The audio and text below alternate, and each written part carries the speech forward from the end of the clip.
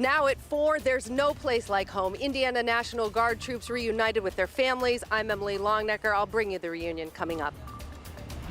And this afternoon, Metro Police continued to investigate after a UPS worker was shot and killed right outside of the distribution center on Indy's north side. I'll break down the latest in the investigation. And the well-advertised cool change arrives in central Indiana, but the coolest is yet to come as we time out 50s in the forecast. Live from Indy, you're watching 13 News at 4.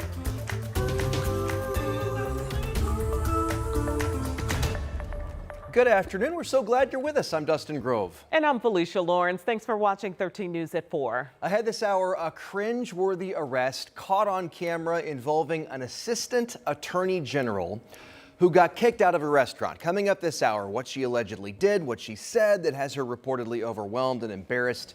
And it's a lesson for all of us. That story also ahead. We start at 4 o'clock, though, with homecoming day for 400 Indiana National Guard troops. A good day. Yes. So they just landed here in Indianapolis after a nearly year-long deployment to the Middle East. Family and friends were there to greet them, along with Governor Mike Braun. Emily Longnecker was there, too, to capture this joyous homecoming. Emily, fill us in. Oh, guys. The scene here is so beautiful today. A lot of tears, a lot of happy tears, just a beautiful homecoming, a beautiful reunion for these soldiers and their families. As you mentioned, 400 Indiana National Guard troops here touching down today in Indianapolis. They've been deployed to the Middle East for the past year as part of Operation Spartan Shield. Governor Braun here earlier today getting on that plane as they touched down to greet them, to welcome them home, to thank them for their service and to hear some of the things that they had to say. Then these soldiers got off the plane to the cheers and tears and signs and clapping of joyful families. Many of these soldiers, when they left babies behind, some babies that were just newly born. I talked to one woman today. Her baby son was just 3 weeks old when her husband, the baby's dad, left to be deployed. And she told me that, you know, this little boy, he missed a lot from his dad. His dad missed a lot of the first that he had, his crawling, some of his first words. He's saying, Dad, Dad now. She's hoping that he can walk to his dad when his dad gets off the plane. But she said that they kept track of each other and kept in touch through technology. Take a listen.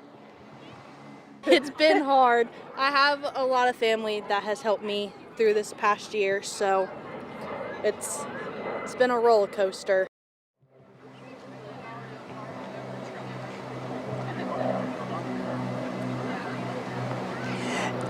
And, you know, that's, you know, an important point to remember, as well as these troops that have been deployed overseas serving their country. These families, too, have really, you know, been keeping the fires warm here on the home front. And a lot of them have done that with support from their family members. Again, a lot of young moms and dads that I spoke to today in the crowd waiting for their loved ones to return. A lot of beautiful, happy tears. You can see some of them still waiting. They're getting some of their bags still off. And that's kind of a process that they have to take. And that woman that we just heard from was Carly Nolder. We tried to find her in the crowd as everyone was getting off, and we couldn't. We were hoping to see her little son, Griffey Jr., take his first steps to his dad. We didn't quite see that. I'm not sure where they are in the crowd, but we're going to bring you more of some of the other reunions today at 5 and hear from some of the soldiers we talked to. One said that she couldn't wait to have good chicken wings. So this is really a homecoming. You know, as they say, there's no place like home, and these soldiers are finding that out right now. Dustin, yeah. Felicia.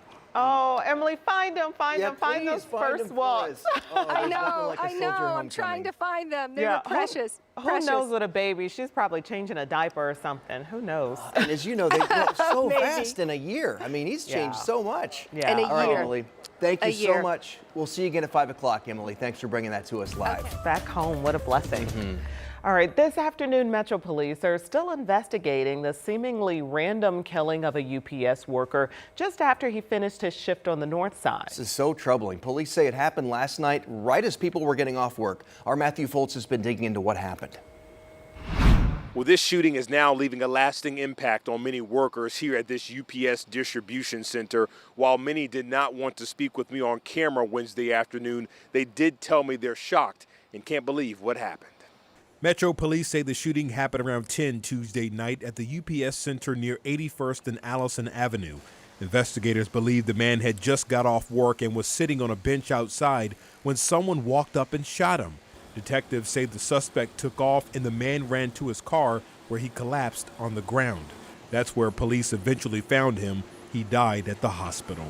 I reached out to UPS about the incident. They sent me a statement that says, quote, "We are deeply saddened by the loss of our employee. We defer to authorities for any additional information as there is an ongoing investigation." Now, this afternoon, we're still working to learn more about the man who was shot and killed. I did speak with several workers on social media who say they knew the man and were also here on scene last night. I'll break down what they had to say coming up at 5 p.m.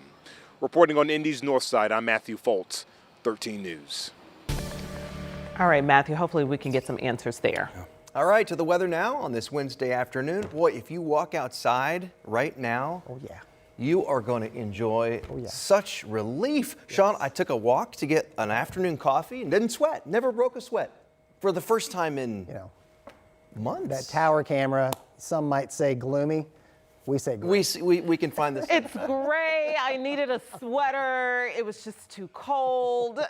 I'm being Oh, dramatic. boy, you're going to be hating life next week then, I'm telling you, because the coolest is yet to come. Yeah, okay. We've got 50s. We even have some 40s on the map tomorrow or next week here. So let's take it one day at a time, shall we? Yeah, we've got this blanket of overcast.